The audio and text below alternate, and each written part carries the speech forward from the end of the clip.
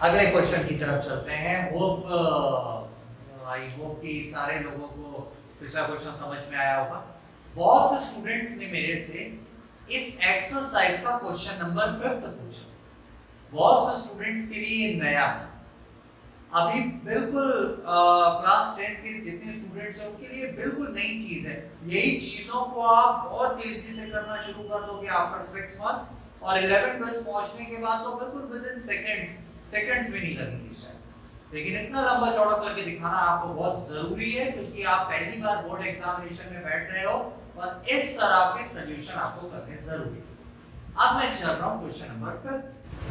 Question number 5 के बारे में बात करता हूं। क्वेश्चन नंबर 5 है sec theta equals to 13/12 and find the other trigonometric identities। फिर वही बात करूंगा, सेम उसी पैटर्न में जाएंगे। अब हमेशा आप लोग याद रख लीजिए कि उसी पैटर्न में हमको चलना है। क्वेश्चन नंबर 5 के बारे में बात कर रहा हूं मैं। क्वेश्चन नंबर 5 क्या है? गिवन दैट जैसे मैंने अभी लिखा था, given that sec theta is equals to 13/12। sec theta equals to 13/12 and we have to find out all the other trigonometric identities। all the other trigonometric identities।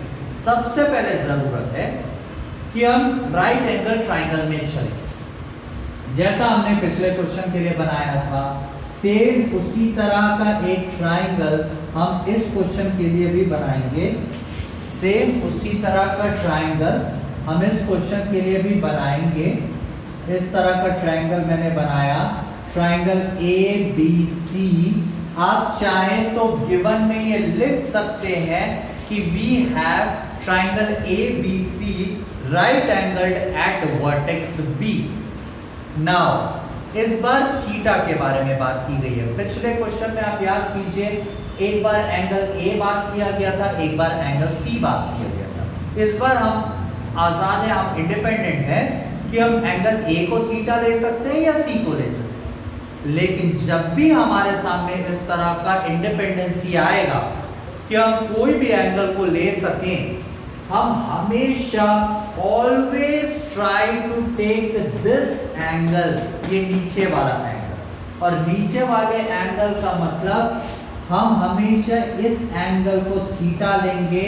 The angle of trigonometry, it is specially because जिस तरफ, जिस side में ये angle होता है उस side में हमारा बेस होता है। एंगल के सामने वाला जो साइड होता है वो परपेंडिकुलर होता है, और राइट एंगल है वर्टेक्स B पे। B के सामने वाला जो होता है वो हाइपोटेन्यूस होता है। ये तीन चीजें हमको बहुत अच्छे से पता है, इसी के तर्ज पे हम चलेंगे। क्या दिया हुआ है? sec theta equals to 13/12। again I'll write in the same way what we have to find out to find।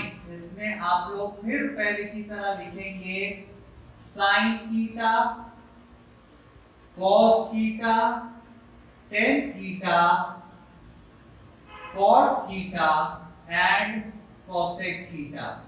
क्योंकि क्वेश्चन में clearly it has been mentioned that we have to find all the other trigonometric identities.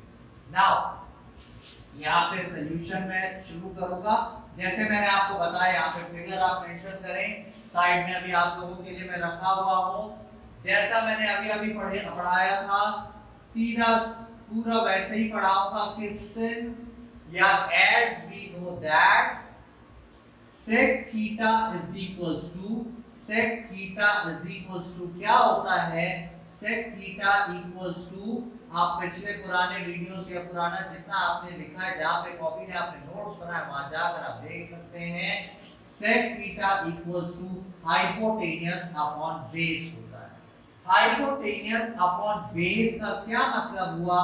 इस triangle के हिसाब से मैं देखूंगा तो sec theta will be equals to hypotenuse, hypotenuse मतलब AC अपॉन बेस, बेस का मतलब BC।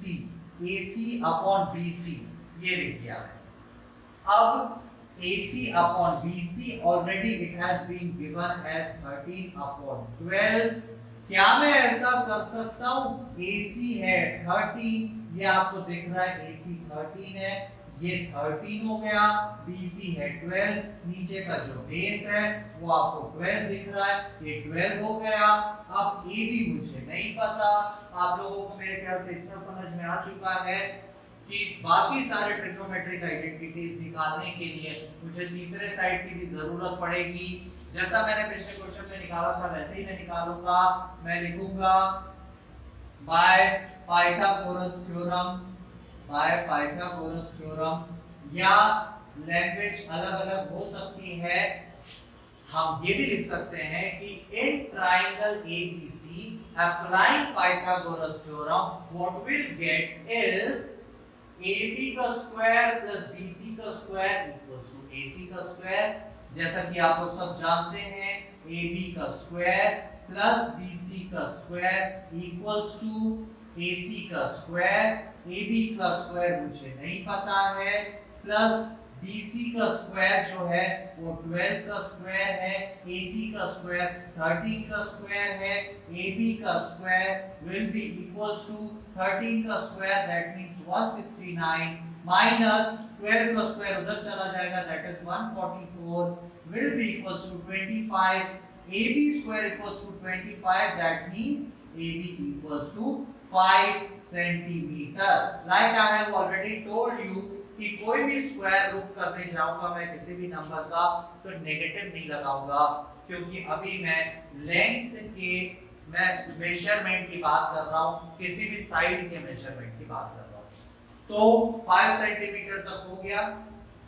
आपके पास AB भी आ चुका है, यानी कि परपेंडिकुलर भी आ चुका है, ये 5 सेंटीमीटर हो गया। Base is 12 centimeter, perpendicular is 5 centimeter, hypotenuse is 13 centimeter। That means कि अब आप बाकी ये सारी चीजें निकाल सकते हैं। आपको सबको पता है, मैं यहाँ पे करके आपको दिखा दूं, सबको पता है कि sin theta is always equals to perpendicular upon hypotenuse, cos theta is always equals to base upon hypotenuse, tan theta is always equals to perpendicular upon base, cot theta is always equals to base upon perpendicular, and finally cosec theta is equals to hypotenuse upon perpendicular। ये सारे के सारे आपके सामने यहाँ पे दिखाई दे रहे हैं। P upon H का मतलब 5/13 हो जाएगा, B upon H का मतलब 12/13 हो जाएगा, P upon B perpendicular upon base का मतलब 5/12 हो जाएगा, बेस अपॉन परपेंडिकुलर ये दिख रहा है आपको 12/5 हो जाएगा, and finally cosec theta will be equals to hypotenuse upon perpendicular that means 13/5 ये हो जाएगा। ये आपका फाइनल सॉल्यूशन, फाइनल आंसर।